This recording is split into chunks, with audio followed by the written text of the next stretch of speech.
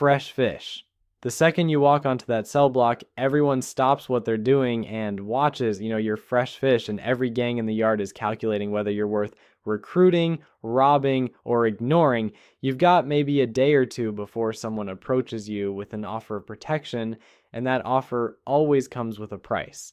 If you accept, you're in their debt and probably their crew for the duration of your sentence. If you refuse, you better be tough enough to handle yourself or smart enough to stay invisible, because going solo means you're fair game for anyone looking to make a point. Prospective recruit, you've caught someone's attention. Maybe you run in the same circles, maybe you did something that impressed the right person, or maybe you just happen to live in their territory and they've been watching. Either way, a gang member approaches you with something small. Deliver this package, keep an eye on that corner for an hour, hold on to this bag for a day. They're testing you. Can you follow simple instructions without screwing up? Will you ask too many questions? Do you panic under pressure? If you pass these little tests and keep your mouth shut, they'll give you slightly bigger tasks. They're building a profile on you, figuring out if you're loyal, tough enough, and useful enough to bring in deeper. Initiation. Getting into a gang isn't like filling out an application. Most gangs make you prove yourself through what's called being jumped in. This means standing in a circle while multiple members beat you for a set amount of time, usually 30 seconds to 2 minutes. You're not supposed to fight back or curl up. You take the hits and stay standing if you can. The point is showing you can handle pain and won't snitch when things get rough. Some gangs skip the beating and make you commit a crime instead. Usually something violent like attacking a rival or robbing someone at gunpoint. Either way, you're proving loyalty by doing something you can't take back. New blood. So you made it through initiation and now you're in, but don't expect anyone to treat you like you matter yet. You're at the absolute bottom of the hierarchy, which means you do whatever you're told without asking questions or complaining. That might be running errands, standing watch for hours in the cold, collecting debts from people who owe money, or cleaning up after meetings.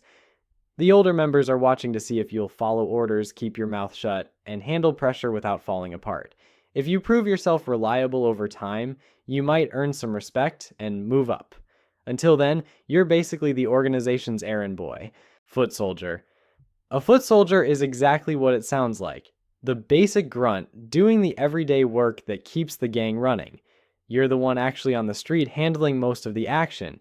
This means getting into fights when someone disrespects the crew, moving contraband from point A to point B without getting caught, knocking on doors to collect money people owe, and standing around looking intimidating when your higher-ups need backup. It's not glamorous. You're taking the most risk for the least reward since you're the most replaceable person in the hierarchy. If something goes wrong, you're the one getting arrested or stabbed while the shot callers stay safe. Enforcer. The enforcer is the muscle behind the gang's authority. This is the person who makes sure everyone inside the organization follows orders and reminds rivals why crossing boundaries is a bad idea. When someone steals from the gang, disrespects leadership, or breaks internal rules, you're the one delivering the lesson. That might mean a beating in an alley, a stabbing to send a message, or showing up at someone's door to make it clear what happens next if they don't comply. You also handle external threats by attacking members of rival gangs or intimidating witnesses who might talk to police. The enforcer role demands loyalty and a willingness to use violence without hesitation. Shot caller, yard. A shot caller for the yard is basically middle management for a prison gang. You control everything that happens in your assigned area, whether that's the rec yard, a specific cell block, or a housing unit. Your job is making the day-to-day calls. Who gets taxed for protection? Who gets green-lighted for a beating? How contraband moves through your territory. You settle beefs between members before they escalate into something messy. You're also the information pipeline, reporting everything up to the gang's higher ranks on the outside or in other prisons, all right? It's a leadership role, but you're still taking orders from above. The position comes with respect and power, but it also puts a target on your back from rival gangs. Treasurer. The treasurer controls all money moving through the gang's prison operations, and that means you're handling way more than just cash. You track every debt owed to the gang, every protection payment from inmates who need safety, and every transaction involving contraband like drugs, tobacco, or phones. Most deals happen through commissary credits or outside deposits into specific accounts, since actual currency is rare inside. You keep detailed mental records of who owes what because writing things down is evidence. When profits accumulate, you coordinate transfers to leadership on the outside through money orders or third parties. You also decide who gets fronted merchandise on credit and chase down anyone who doesn't pay, which often means ordering enforcement. Intelligence officer. Intelligence officers are the eyes and ears of the gang, constantly gathering information to keep leadership one step ahead. You recruit and manage informants, other inmates, sometimes even guards who can be bought or blackmailed. These sources feed you details about rival gang movements, planned shakedowns, who's snitching to the administration, and when contraband shipments are coming in. You piece together fragments of overheard conversations, track patterns in guard rotations, and monitor which inmates are meeting with who. All of this gets filtered, verified, and presented to leadership in regular briefings. The job requires patience and a good memory since you can't exactly keep written records lying around. One mistake or bad source can get people killed. Lieutenant. You've climbed high enough that you're no longer just muscle or a messenger. As a lieutenant, you control multiple cells or wings, with enforcers and foot soldiers answering directly to you. Your daily work involves coordinating smuggling routes, resolving disputes between lower ranks, and making judgment calls when problems arise that don't need to reach the boss yet. You sit in on strategy meetings with top leadership, offering input on territorial issues or how to handle rival factions. Guards know your name, and some are probably on your payroll.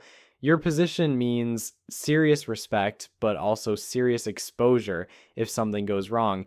Captain. The captain runs everything inside a prison facility. You're at the top of the gang hierarchy within those walls, coordinating every move your soldiers and lieutenants make. Every major decision passes through you, whether it's a hit, a drug shipment coming in through a corrupt guard, or how to handle a dispute with a rival gang. You also communicate with captains in other prisons and answer to the gang's leadership on the outside. If someone needs to die, you approve it. If there's money to be made, you organize it. Your word is law inside that facility, and crossing you means getting dealt with quickly and brutally. General/boss. Being a general or boss inside means you're running the show from behind bars, which sounds impossible but happens more than you'd think. You're not just managing your cell block. You're coordinating operations across multiple prisons, sometimes entire state systems. Every major decision filters through you. Who gets protection, who gets taxed, which gangs you're allied with, which ones you're at war with. You stay connected to leadership on the outside through visits, corrupt guards, contraband phones, whatever works. The weird part is you often have more power inside than you did on the street because prison consolidates everything. One word from you can greenlight a hit, approve a drug shipment, or end a conflict that's been brewing for months.